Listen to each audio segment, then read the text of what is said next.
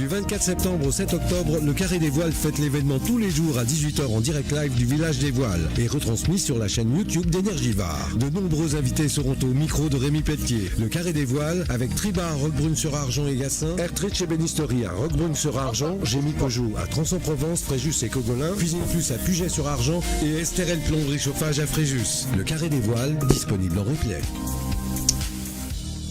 Bienvenue pour le Carré des Voiles sur Énergivare, la chaîne YouTube d'Énergivare, avec des invités exceptionnels aujourd'hui. Nous sommes toujours dans le village des Voiles de Saint-Tropez 2022, une édition sous le soleil, et on attaque donc cette seconde semaine avec ces maxi monocoques sublimes, dernière génération, dernière technologie, des bateaux avec des équipages très nombreux, des grands professionnels de la voile qui viennent du monde entier, souvent des médaillés olympiques, des héros de grandes courses comme la Coupe de l'América. Alors je reçois aujourd'hui un des partenaires majeurs des voiles de Saint-Tropez qui s'appelle Bernard Cagnotti, qui représente la société Bernard Optique. Et Bernard Optique est présent dans le village des voiles de Saint-Tropez depuis les origines. Et il a un stand juste à côté de celui de Énergivare, où on peut notamment voir de très belles jumelles. Il va nous en parler car les jumelles c'est essentiel pour la mer, pour les marins. Et Frédéric Saveuse, qui est sur ma gauche, ne dira pas le contraire. Frédéric Saveuse qui est le président de la SNSM de Saint-Tropez. Alors la SNSM, bien sûr tout le monde sait ce que c'est, mais on va quand même le répéter. La Société Nationale de Sauvetage en Mer, dont le budget est à base de dons pour 80% de son budget. Donc si vous ne donnez pas à la SNSM n'est pas bien. Donc vous êtes censé lui donner beaucoup pour l'aider et faire avancer tout ce qui est sauvetage en mer et notamment les bateaux de sauvetage dont il va nous parler. Et enfin, il est venu en moto, ce qui n'est pas rien, de la région du Gard, on va dire, entre Nîmes et Montpellier. Il s'appelle Jean-François, il ne faut pas oublier le Jean-François Pignon. Il est dans le domaine qui n'a évidemment pas un lien direct avec la voile, mais dans le domaine de l'équitation. Il est dresseur de chevaux. Il est surtout connu dans le monde entier pour des spectacles incroyables. Et il a une passion pour, à mon avis, beaucoup de sport. Et il ne connaît pas la voile, mais je pense qu'il y aura des liens à évoquer, car il y a beaucoup de propriétaires, d'armateurs de bateaux qui ont aussi des chevaux. Et je pense que Jean-François va nous raconter sa passion pour le cheval, notamment avec un film qui va être projeté dans beaucoup de salles à partir de mercredi, qui s'appelle 40 jours, 4 criolos et du silence. Un film qu'il a tourné chez Florent Pagny, en Argentine. Voilà, alors on va commencer immédiatement avec Frédéric Saveuse, car la SNSM a joué un rôle important dans la première semaine des voiles de Saint-Tropez, avec notamment quelques interventions dont vous pouvez nous parler rapidement. Oui, très rapidement. Donc nous, effectivement, on intervient 24 heures sur 24, 365 jours par an. Les semaines des voiles de Saint-Tropez sont toujours un moment très important, notamment quand il y a du vent, ce qui a été beaucoup le cas la semaine dernière. Donc on est sorti une dizaine de fois, dont 7 fois samedi, donc il y a 2 jours, donc entre 10h et 3h30 du matin, notamment pour des voiliers à la dérive, avec des grosses voies d'eau à bord ou échoués dans le secteur des Canebiers. Donc il n'y a pas eu de blessés, heureusement. Non, heureusement cette année, pour l'instant, on touche du bois, mais tout se passe bien côté sécurité. Il n'y a pas eu de blessés. C'est vraiment le vent et des avaries qui ont causé des avaries mécaniques sur les différents gréements. Alors on rappelle qu'il y a environ une trentaine de bénévoles, on va dire, qui travaillent sur la station de Saint-Tropez de la SNSM. Ces bénévoles, comme vous, ils sont tous passionnés par la mer avant tout déjà. C'est ça, tout à fait. Donc il y a 30 bénévoles à la station de Saint-Tropez, donc ça veut dire qu'on a tous un métier ou une activité en dehors pour les personnes qui ne sont pas retraitées. Ce qui fait qu'il faut pouvoir se rendre libre très rapidement, puisqu'on a 15 minutes pour appareiller la journée, 20 minutes la nuit. Donc il faut être assez rapide. Donc effectivement, nous, toutes les bonnes âmes, les bonnes volontés sont les bienvenues. Il faut avoir envie de mettre sa main à la pâte, aimer la mer bien sûr, c'est un début, aimer surtout les autres pour pouvoir porter assistance aux voiliers, aux navigateurs peu ou pas expérimentés. Et Frédéric, vous avez un grand hôtel à Saint-Tropez, donc c'est pas rien, il faut gérer cette entreprise familiale. Oui, alors on a tous un métier. Donc moi, effectivement, je suis hôtelier dans la vie de tous les jours, mais voilà, c'est une question d'organisation. Donc c'est pour ça que les familles des bénévoles ont un rôle important, parce qu'il faut pouvoir laisser partir son époux, son conjoint, sa conjointe en plein milieu de la nuit, parfois dans des conditions difficiles. Laisser la famille, la partie professionnelle. Donc ça, c'est pas toujours évident, et je tiens à leur rendre hommage aujourd'hui, parce que sans nos conjoints, nos conjointes, on ferait pas ce qu'on fait. Allez, on applaudit les conjoints, bien sûr. C'est essentiel. Alors, juste quelques mots, et on reparlera ensuite notamment de l'exposition qui est organisée à la Citadelle de Saint-Tropez sur le sauvetage en mer avec vous. Quelques mots sur le bateau donc essentiel qui s'appelle le Bailly de Suffren 3, qui a été baptisé il y a 1 an par Christina Owen-Jones, la femme de Lindsay Owen-Jones, le propriétaire amateur de Magic Carpet, un Wally bien sûr. Ce bateau, il se comporte comment au bout d'1 an? Est-ce que vous êtes satisfait? Alors, on est effectivement très content du bateau qu'on a baptisé il y a 1 an, quasiment jour pour jour. On a fait à peu près 150 sorties en 1 an, dont 80 opérations de sauvetage. Et le bateau correspond parfaitement à nos attentes. Donc il y a forcément quelques réglages qui ont dû être faits en cours de route pour adapter vraiment aux spécificités locales. Mais on est extrêmement content de ce nouveau bateau. Donc je tiens vraiment à remercier encore donc forcément monsieur et madame Owen-Jones, mais tous les donateurs, petits et grands, qui nous ont aidés à financer ce nouveau canot dernière génération. Juste pour situer, pour ceux qui ne connaissent pas, il peut sortir dans toutes les conditions, dans les creux de 10 mètres. Exactement. Donc c'est ce qu'on appelle un canot tout temps. Donc comme son nom l'indique, il peut sortir par tous les temps, quel que soit, il est redressable. Donc normalement, on doit pouvoir parer à toutes les situations.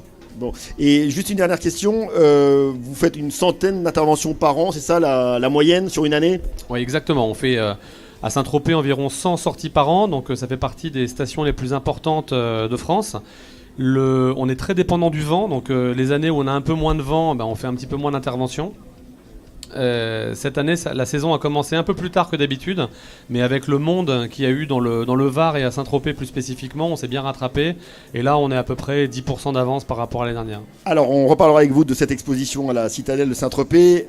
Sur ma droite, nous avons Bernard Cagnotti, qui représente la société Bernard Optique, présente fidèlement dans les voiles de Saint-Tropez, dans le village, depuis 23 ans. Et donc, Bernard Optique, ce sont avant tout des instruments pour la navigation essentiels. Ce sont des jumelles. Ce sont des jumelles et c'est obligatoire sur un bateau. Le micro près de la bouche. Oui, s'il vous plaît. Avec Cheyenne Lou, votre fille qui est juste à côté. Il faut quand même le préciser, sinon on ne pourrait pas comprendre. Ouais, c'est vrai. Donc sur un bateau, c'est obligatoire puisque ça fait partie de l'armement. Ah ben voilà. Oui, monsieur. Vous confirmez, Frédéric? Exactement, tout à fait. Voilà, c'est tout. Alors, quel type de jumelles pour les grands marins, pour le plaisancier du dimanche Pour tout le monde. Notamment des jumelles avec compas, avec stabilisateur, avec calcul de distance, que connaît bien notre ami Frédéric, voilà. Et alors, c'est-à-dire que vous faites des jumelles, mais pas que pour la mer. Ah vous non. êtes notamment présent dans des festivals, des salons de la chasse, les salons nautiques du monde entier. Vous êtes à Barcelone, à Gênes, en Chine. Ah non, pas du tout. Pas du tout en Chine. Par contre, aux États-Unis, oui. Le boat show de Miami, on fait tous les ans. Et puis on est partenaire officiel de la Route du Rhum et du Vendée Globe. Ah oui, vous serez présent donc à Saint-Malo dans quelques fait. semaines. Ouais. Dans cet énorme village de la Route du Rhum destination Guadeloupe. C'est un gros bateau, ouais. Ouais, et là, vous touchez un public un peu différent. Ici, vous avez des... C'est moins des professionnels, malgré que ce soit les meilleurs marins du monde qui prennent le départ. Hein. Alors ici, vous avez beaucoup d'étrangers, beaucoup de Belges, de Suisses, etc. Tout le monde vient vous voir de toute la planète. Pas assez nombreux. J'aimerais qu'ils viennent encore plus.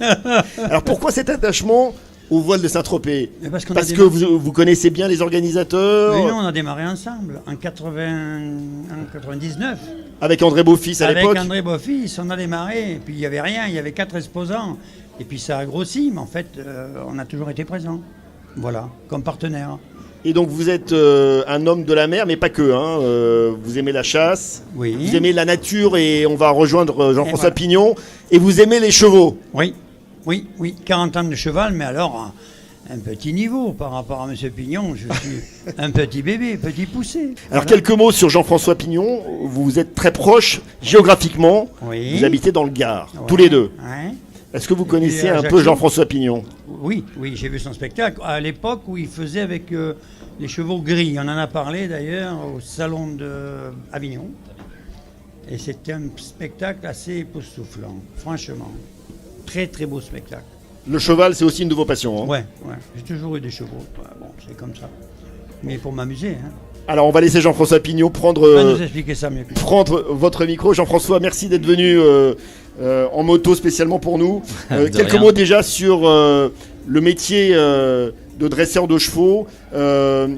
Ça vient d'où? Comment est-ce qu'on démarre? Comment est-ce qu'on décide un jour de devenir dresseur de chevaux? C'est une nuit, un matin, vous vous êtes réveillé en disant ça y est, c'est ce que j'ai envie de faire? Ma vie est un hasard en fait avec les chevaux et même mon métier.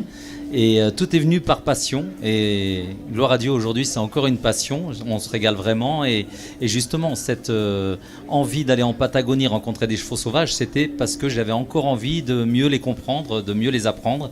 Et c'est ce qui s'est passé. En 40 jours, il s'est passé des choses au-delà de mes expériences. Alors j'ai vu le film qui donc sortira mercredi dans beaucoup de salles en France, dans une cinquantaine de villes, en gros, c'est ça? Oui, c'est ça. Donc on n'a c'est- pas réussi à voir encore toutes les villes, mais bon, on y travaille. Alors, donc Jean-François, donc 40 jours, 4 criolos et du silence, c'est le titre du film. Pourquoi ce titre? Alors 40 jours parce que c'est le temps que j'ai passé là-bas à travailler les chevaux. 4 criolos parce que c'est les chevaux argentins. Et puis du silence parce que finalement on se rend compte que les chevaux communiquent beaucoup dans le silence. Et nous les êtres humains on a tendance à faire vite de l'anthropomorphisme. Donc évidemment là pour se comprendre on parle.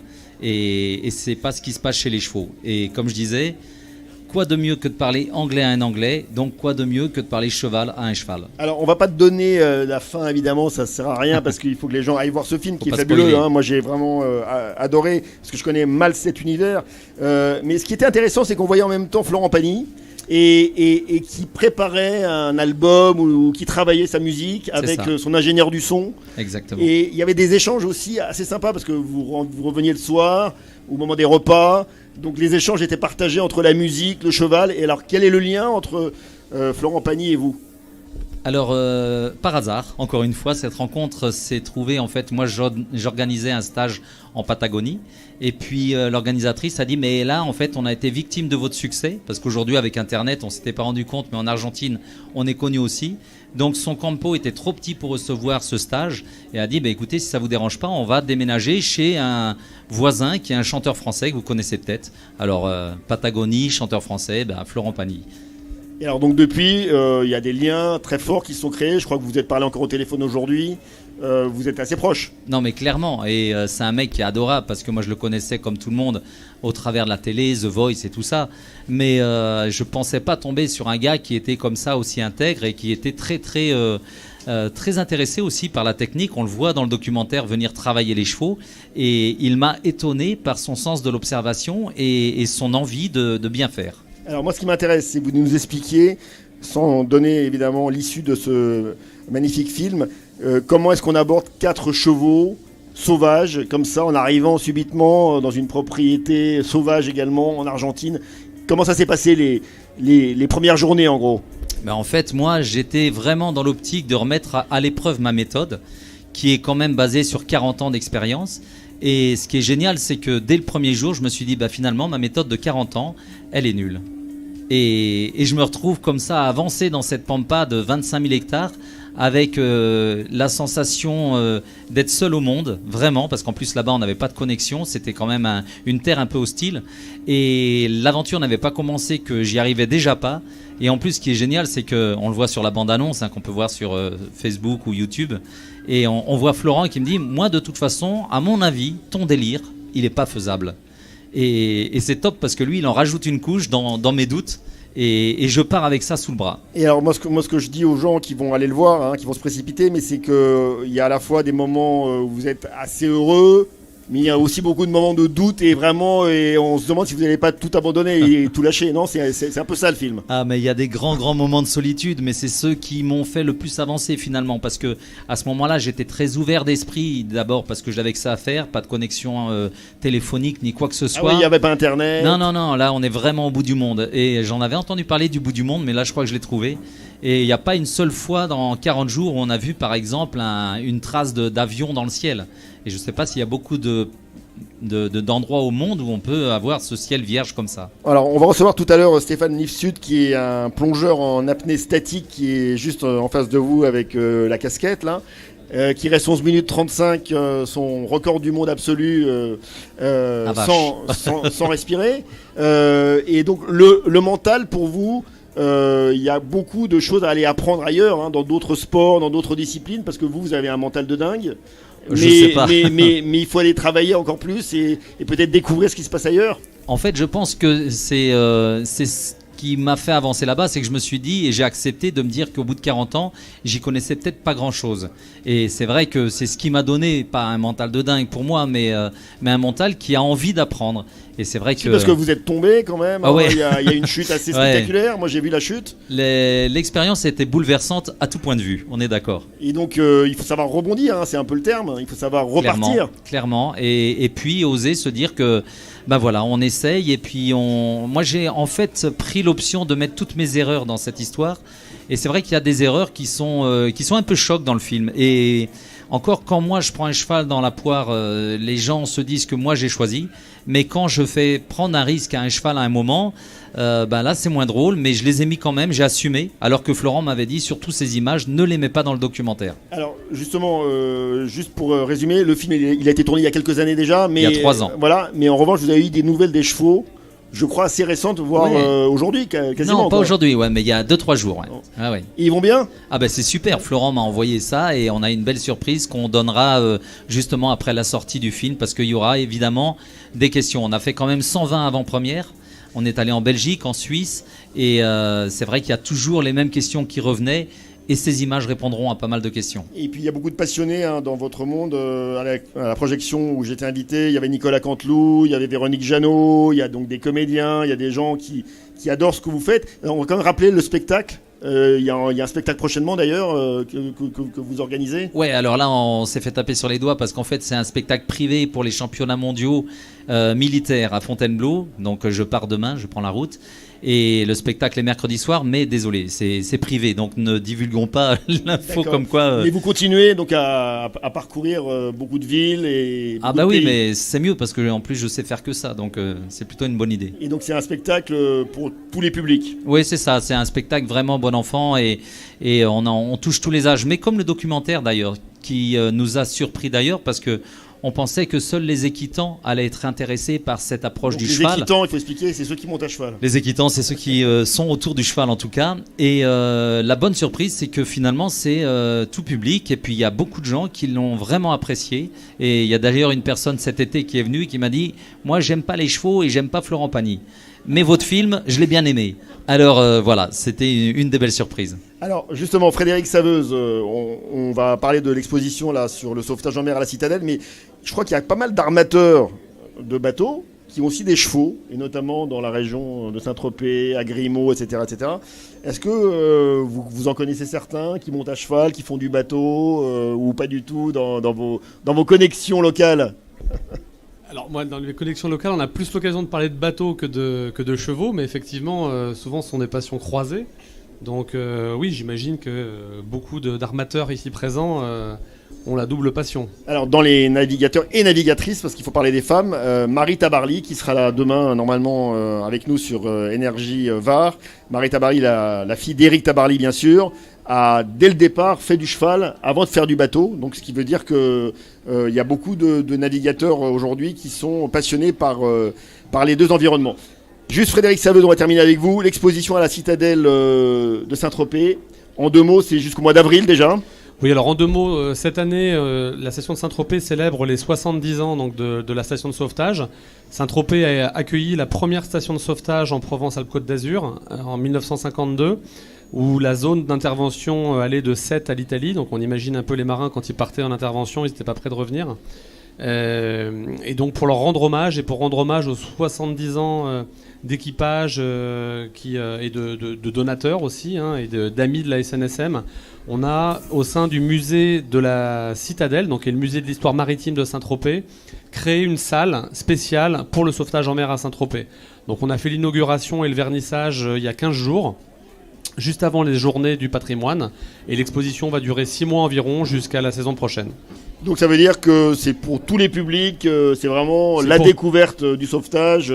Exactement, c'est pour tous les publics. Les jeunes, les moins jeunes, on l'a fait en français et en anglais pour pouvoir permettre à tous les visiteurs tropéziens de pouvoir s'y retrouver. Le point de vue pour ceux qui ne sont pas forcément adeptes de la mer, monter à la Citadelle. Le site est absolument spectaculaire, c'est parmi les plus belles vues du village. Donc c'est au moins une bonne raison d'y monter. John Wayne, on vous verra à l'exposition ou pas? Vous allez emmener chez Yen Lou? Je vais y aller tout de suite. Il faut que chez Yen Lou vienne, c'est Oui, important. bien sûr. Il faut lui faire découvrir le sauvetage. Mais c'est ce que je vais faire, mon ami. Et tu m'accompagneras, hein? Merci à tous les trois. Donc merci John Wayne, merci Jean-François Pignon d'être venu jusqu'à nous et bonne chance pour le film alors. Ouais, merci. Bonne chance pour le film. Et merci Frédéric Saveuse et toutes les équipes de la SNSM, qu'il ne faut jamais oublier. Ils sont tous bénévoles et tous passionnés. Et nous, on va enchaîner très vite avec un nouveau plateau, avec d'autres invités exceptionnels, tout de suite sur Énergivore, toujours sur la chaîne YouTube. Merci à tous. Merci beaucoup. Du 24 septembre au 7 octobre, le Carré des Voiles fête l'événement tous les jours à 18h en direct live du village des Voiles et retransmis sur la chaîne YouTube d'Énergivore. De nombreux invités seront au micro de Rémi Pelletier. Le Carré des Voiles avec Triba à Roquebrune-sur-Argent et Gassin, Ertrich et Bénisterie à Roquebrune-sur-Argent, Gémy Peugeot à Trans-en-Provence, Fréjus et Cogolin, Cuisine Plus à Puget-sur-Argent et Estérel Plomberie Chauffage à Fréjus. Le Carré des Voiles, disponible en replay.